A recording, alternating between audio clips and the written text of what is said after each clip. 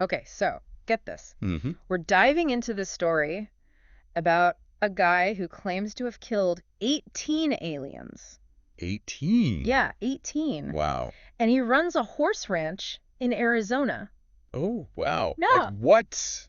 That's quite a story. Yeah, that's a wild one. Horse ranch? You don't really think of like alien battles and stuff happening on a horse Right. ranch. Not your typical UFO hotspot. Exactly. So where'd you hear about this? So the source material for this deep dive is an interview that this guy, John Edmonds, did on the third phase of Moon YouTube channel. Okay. He's the owner of this place called Stardust Ranch, and his story is like seriously out there. I'm intrigued already. So today what we're going to be doing is we're going to be going deep into John's claims.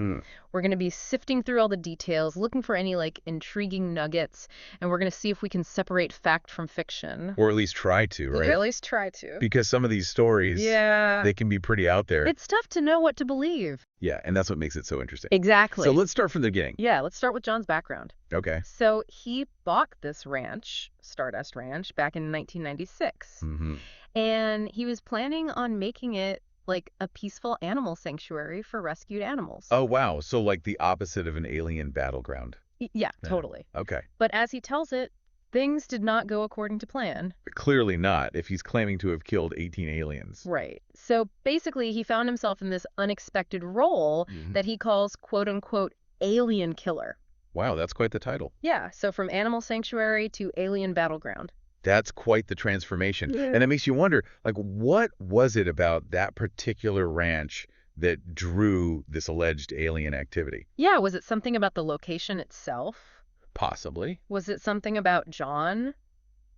Like, why there? That's a good question. So, right from the beginning, Mm-hmm. there were signs that something was off at this ranch. Okay. On his very first day at the ranch, John says that he had this really weird encounter with a stranger. Yeah. And this stranger was holding a machete. A machete? A machete. Oh, that's not good. And the stranger claimed to be the previous, quote unquote, monster killer on the property. Monster killer. Monster killer. So it sounds like John wasn't the first to experience something strange at this ranch. Yeah, it's almost like he was walking into, a story that had already begun before he even got there. Yeah, definitely a sense of foreshadowing there. And then things escalate. Oh, no. He starts describing these gruesome horse mutilations. Horse mutilations? Yeah. Like, what kind of mutilations are we talking Wait, to? he's talking about organs being removed, Oh, my God. eyes missing. It's really disturbing stuff. That is disturbing. It really kind of aligns with, like, some of the classic, things you hear about with UFO lore and stuff. It does, yeah. The whole cattle mutilation phenomenon is a pretty dark and mysterious corner of ufology. Yeah, and it's like it really taps into this deep-seated fear of the unknown. Of course. This potential that there are forces out there beyond our control Right. that can just kind of intrude upon our world. It's a very unsettling thought. And the horror doesn't stop there. Oh, no. So John claims that he and his wife became targets too. Oh, wow. And he talks about these attacks happening in their own bedroom. In their bedroom. In their bedroom, yeah. So it wasn't just limited to the animals on the ranch. No, it got personal. Okay, that's even more disturbing. He says he'd use whatever he could find to fight back. Like what? Samurai swords, Samurai swords. baseball bats, anything he could get his hands on.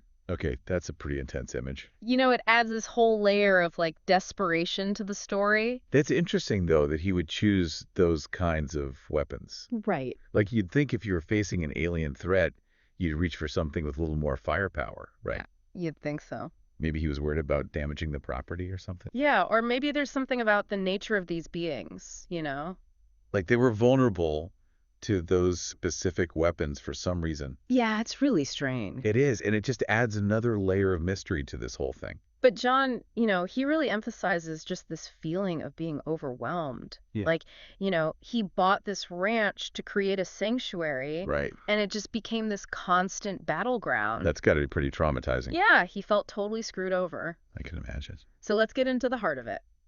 Okay, the alien killings. Yeah, the alleged killings. Right. He's claiming to have killed 18 of these things. 18 of them. Which is a lot. It's a lot, yeah. So what did these aliens look like? What's he describing? He describes them as classic grays. The typical grays, okay? Yeah, and he says they just kind of appear in his house. Just appear. Like, Yeah, out of thin air. yeah, out of thin air. And they'd attack him and his wife. That's terrifying. It is, and this is where it gets really bizarre. Okay, here we go. He claims that their bodies would vanish Vanish. unless he decapitated them. Decapitated. Decapitated them. Wow, that's a very specific detail. Right. It makes you wonder, like, why the head? Yeah, what is it about the head that supposedly anchors them to our reality? Right. It's a really unsettling image. It is. It almost sounds like something out of a horror movie. Right.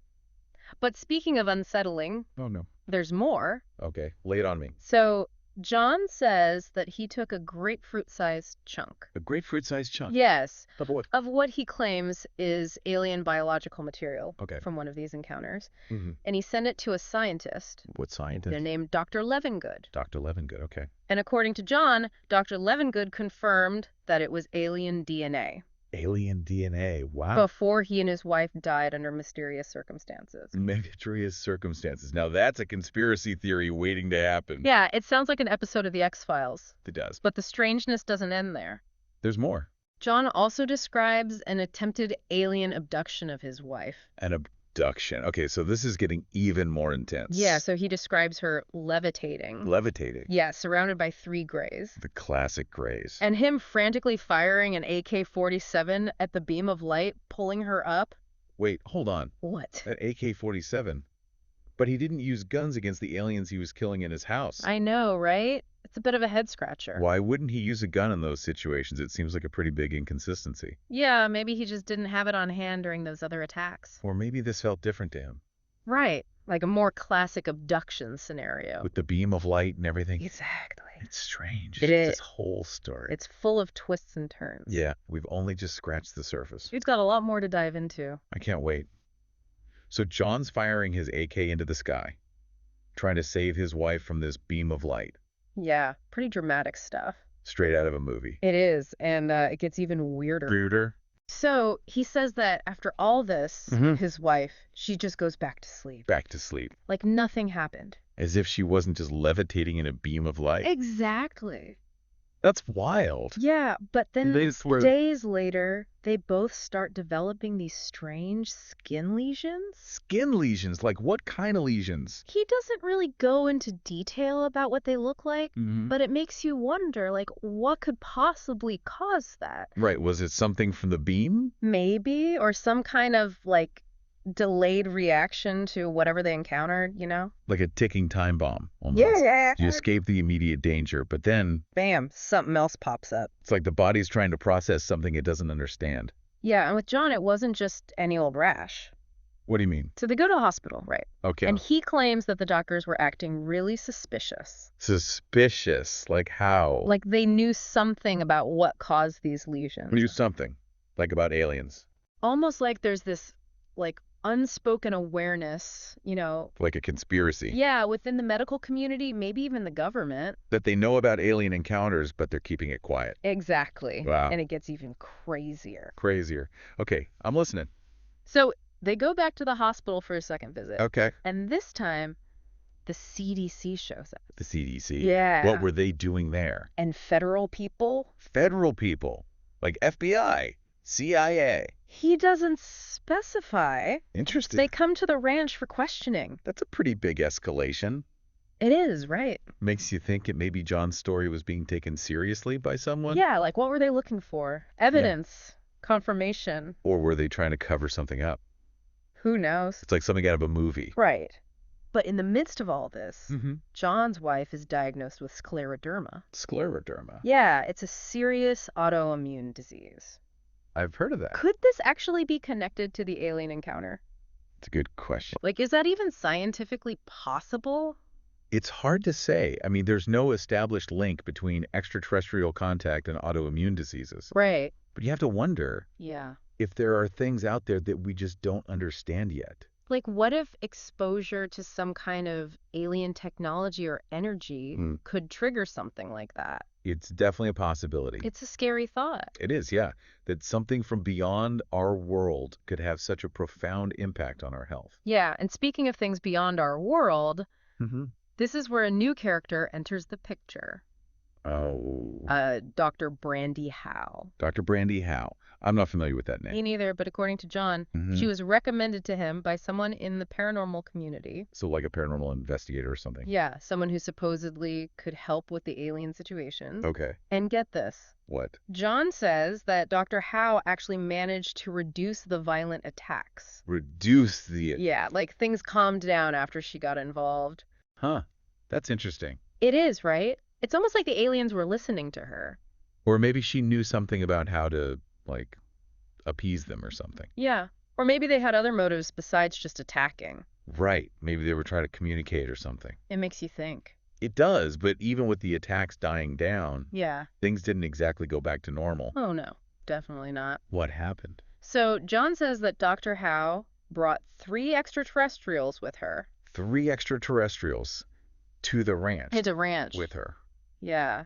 And then even more just appeared in his living room. Hold on. Appeared. Like out of thin air. Like beamed down or something. That's a lot to take in. Yeah, it is. I mean, how do you even process that? I don't know. It challenges everything we think we know about physics Right. and reality. And it wasn't just their arrival that was weird. Okay, what else? John claims that these ETs, they brought advanced technology with them. Advanced technology like what? He talks about a hologram. A hologram. Yeah, that could answer his questions. Answer his questions about what? Like about how to solve some of the world's biggest problems, you know? Wow, that's a pretty big claim. It is, right? Like, why would these advanced beings be interested in helping us? Yeah. And were they actually trying to help, or was there something else going on? Maybe they had ulterior motives. Maybe. It's hard to know what to believe. It is. And John, he was still skeptical, you know? Mm-hmm. He needed more proof. Proof of what?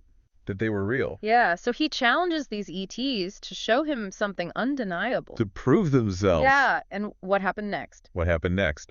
Well, let's just say, it's the kind of thing that makes you wonder if he was just making it all up. Oh. Lay it on me. Yeah. Okay, so what did he see? He describes a massive UFO sighting. Massive. Like how massive? Dozens of saucer-shaped crafts lined up across the horizon. Wow. Plus a colossal stadium-sized spaceship hovering nearby. Stadium size. Yeah, he compares it to like a giant Walmart or Coliseum. That's huge. I know, right? If that's true, that would be one of the most significant UFO sightings in history. Yeah, it would be incredible. But, Yeah. His account is the only source of information we have about this event. Right. We don't have any independent corroboration, no other witnesses, no photographs, no video evidence. Yeah, that's true. And that's a common problem with a lot of UFO accounts, right? Yeah, it makes it difficult to separate genuine experiences from hoaxes or misinterpretations. It does. Yeah. But even without the concrete proof, his description is so vivid, so detailed. It's compelling, that's for sure. It's hard to completely dismiss it. I agree. It's that tension between skepticism and the allure of the unknown that keeps us coming back for more. Exactly. Like, we want to believe, Yeah, but we also need to be critical of the information. absolutely. We have to use our heads. And throughout this interview, you can sense this struggle in John himself, you know? Yeah, like he's trying to reconcile what he experienced with what he knows to be true about the world. Yeah, and he's kind of matter of fact about it all, almost casual. But he also acknowledges how crazy it sounds. Yeah. He even jokes about not wanting to shoot at the aliens too much because he doesn't want to damage his brick house. That's funny. It is, right? Maybe it's a coping mechanism. Yeah, maybe it's a way to deal with the absurdity of it all. Or maybe he's just trying to make his story more believable, you know? It could be. Like, if you're telling a story this wild, a little humor might help people take you seriously. Yeah, that makes sense. But even with the jokes, there are still so many unanswered questions. Like what? Like, why would advanced aliens be vulnerable to swords and bats? Yeah, that's a big one. Why the need for decapitation? Right, and what about the mysterious deaths of Dr. Levengood and his wife? It's just so much to unpack. It is. It's like a Yeah. puzzle with missing pieces.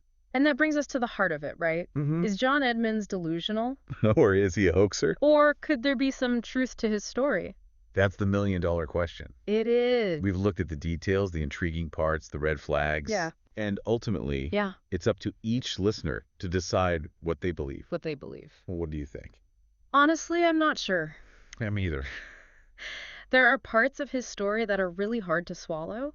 But there's also this, like, little part of me that wants to believe, you know? Yeah, I get that. Like, what if he's telling the truth? What if we're not alone? What if there really are these other beings out there? It's a mind-blowing thought. It is. I think, regardless of whether John's story is true or not, Mm-hmm. it reminds us that there's still so much we don't know about the universe. That's true. There are still mysteries out there. And maybe that's what keeps us so fascinated by these stories. I think you're right. The possibility of the unknown. The possibility of something more. Thanks for joining us on this deep dive into the strange and fascinating world of Stardust Ranch. It's been a wild ride. It has. Keep looking up, everyone.